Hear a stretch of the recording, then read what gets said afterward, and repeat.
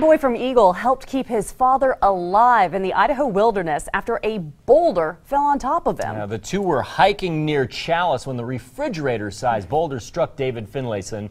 Lauren Johnson is live in studio with tonight's big story. Lauren?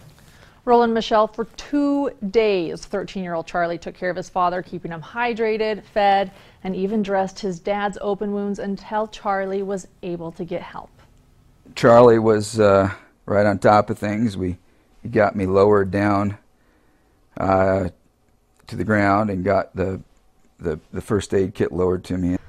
Thursday, David Finlayson is still resting, but recovering enough to talk about his brave son, who he says saved his life after a boulder rolled off the mountainside, hitting David, breaking his back, left heel, and left arm while the two were camping at Ship Island Lake, northwest of Chalice, on August 17th. He's been, climbing and backpacking with me for years, and, he knew a lot of the important things like keeping somebody hydrated that's injured, getting the bleeding stopped. Ran down to get the sleeping bags and the food and the water. My leg was opened up all the way to the bone, so it was just bleeding.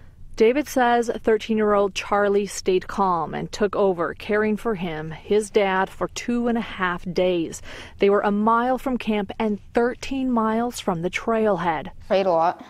Eventually, Charlie set off on his own with a note from his dad and found fellow campers who then found help. I got my motto, stay calm, from my dad and scouts. Charlie also said during the interview that he doesn't think he did anything special. He did what he thinks a lot of people could do. He is definitely a humble boy, but he also did tell others in his situation to remember, just stay calm. Live in studio, Lauren Johnson, 6 on your side.